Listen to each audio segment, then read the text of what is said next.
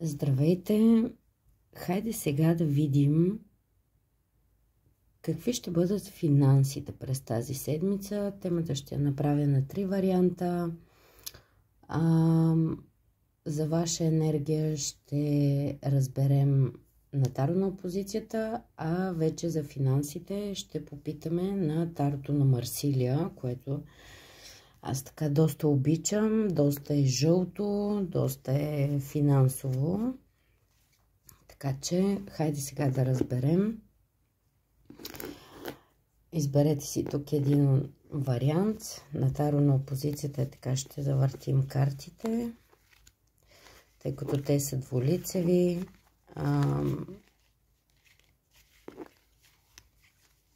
И да разберем какви ще ви бъдат финансите през тази седмица. Ще имате ли успех в някакви начинания? Също така, ако имате някакви планове, идеи за пари, за нова работа, ще се осъществят ли? Хайде да видим въобще какво ще излезе на картите за първи, втори и трети вариант. Вашата енергия ще бъде тук. Хайде сега да разберем. Тези, които си избраха червения вариант, тук се дава разочаровани императрици, жени, които нещо при тях не върви. Жени, които... тук се дава малко женска енергия.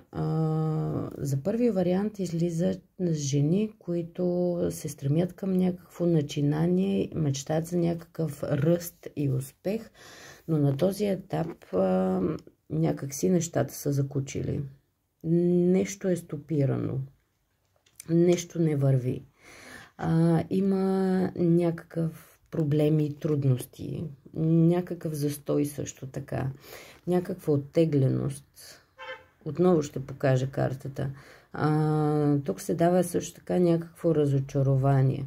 Може би сте се устремили или имате желание за някакъв ръст и някакъв напредък, който не се осъществява също така. В негативен аспект тук дори също да ме гледат мъже, при тях също нещата някак си са стопирани. Има някакъв застой. Мечтите им не се осъществяват също така. Добре. Тук можем да говорим също за някакви планове, които са в застой. Също нещо, което трябва да изчакате. Хайде да видим по тарото на Марсилия какво ще излезе за финансите през тази седмица. Или може би вие си определете някакъв срок. Искам само да вметна, че ако енергията не отговаря на вас или си изберете друг вариант, може да ми пишете, може да направим лично четене на картите, за да разберем в точност, тъй като нямам идея колко хора ще ме гледат. Картите ще отговарят за определен човек, съветът ще бъде за определен човек, така че не се сърдете, ако това нещо не отговаря за вас. Това много искам да го споделя. Хайде да видим все пак за първи вариант. Това беше като малка вметка. Какво предстои, как ще ви се развият нещата с финансите в най-близко бъдеще. Тук ще ви се осъществят ли плановете, идеите и мечтите, които имате. Тук да видим какъв е този застой, който така ви спъва. Първи вариант. Знаете ли, за първи вариант се дава, че има някакъв застой с финансите, който е свързан с смяна на дом, някакво преместване. Също така, може би ви трябват пари, за да правите някакви ремонти, имате идея нещо да промените, устремили сте се напред и тази идея, този план и парите, които всъщност ще търсите, се свързват с дома и семейството. Или ще пътувате при близки роднини. Също така може да изчаквате търпеливо да пътувате при някакви близки роднини.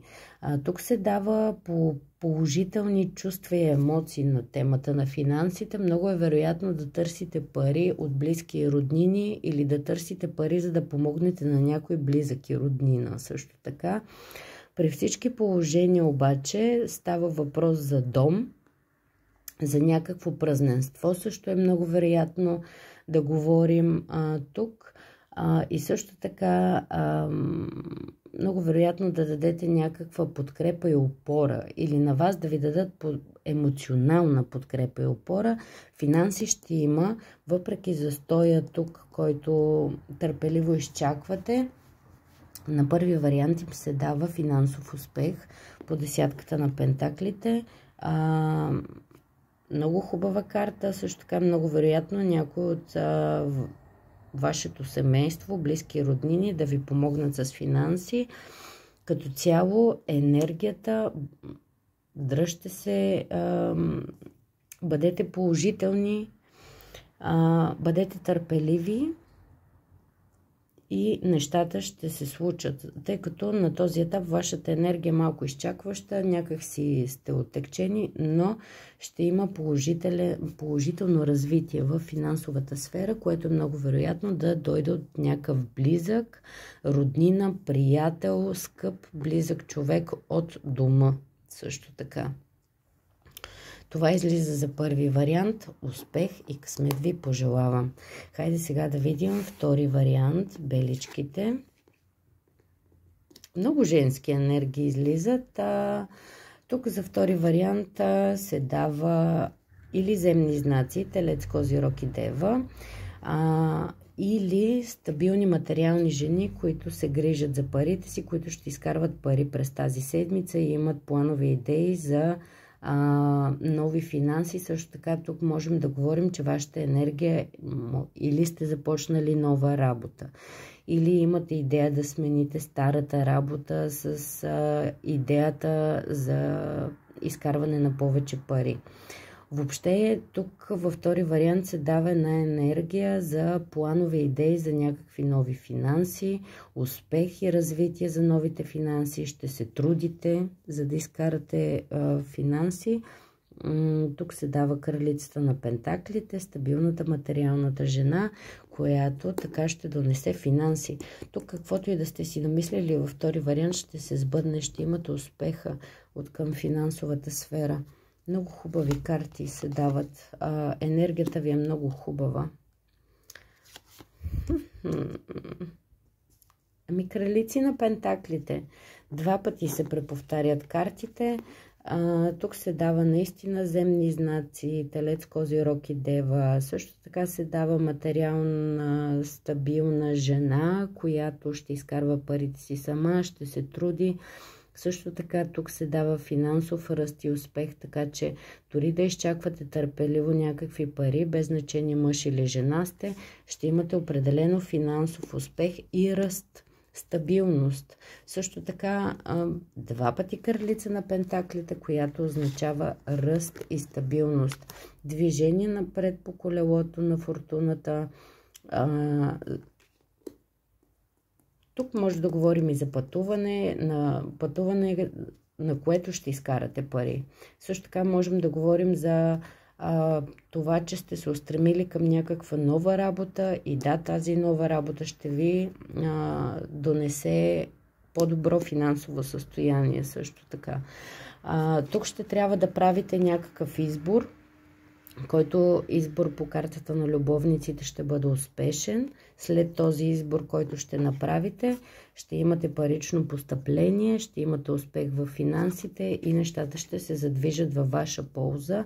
Много хубава енергия за втори вариант. Общо взето всичко, което си пожелаете, ще се сбъдне. Ще се чувствате победители, като на коня. Наистина ще има победа и успех в финансовата сфера. За втори вариант късмет ви пожелавам. Доста добри финансови постъпления тук. Супер! Хайде сега да видим и трети вариант. Сините. Вашата енергия. Много женски карти. Тайни намерения, тайни идеи, тайни мисли, също така някакви тайни планове за изкарване на пари, може би имате някакви идеи в главата, също така е много вероятно тук да се образовате, да се запишете на курс, да имате също така намерение да учите нещо и покрай това учене или след завършването да преквалифицирате, за да имате изобилие в финансовата сфера. Тук се казва по висшата жрица знание. Може да придобиете някакво ново знание, може да се информирате за нещо. Тук също така, ако ме гледат хора, които инвестират, много вероятно те да се информират за самите инвестиции, да следят тайно как върви процеса. Тук при трети вариант излиза информираност. Тайно ще наблюдават, ще търсят правилен подход, някакъв избор, обучение, образование, информираност. Тук също така може би се дава да се доверите на интуицията си, не подценявайте интуицията си. Винаги първата мисъл е мисълта на интуицията, втората мисъл е мисълта на егото. За това вярвайте в себе си и вярвайте в интуицията си. Тоест, също казвам го това за интуицията, защото по някой път, когато някой ви поиска, да речем, пари, има едно чувство във вас, което или сте сигурни, че този човек ще ви върне парите, ще бъде коректен към вас, или просто трябва да прежалите тези пари. Вярвайте на точно тази интуиция, която е във вас, която се поражда във вас, когато става въпрос за материалната сфера. Хайде сега да видим какво ви предстои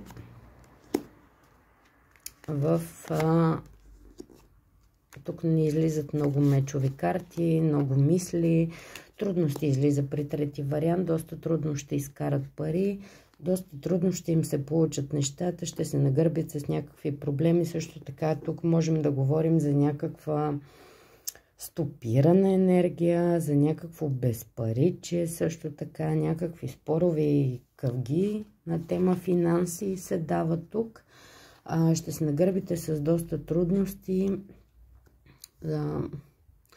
Тук също мога да кажа, че чета една енергия, която може да се нагърбите с доста ангажименти с целта да изкарвате повече пари, но когато се нагърбите с тези ангажименти, ще бъдете толкова уморени, че може би няма да имате сила да изкарвате тези пари. Трудности се дава при трети вариант.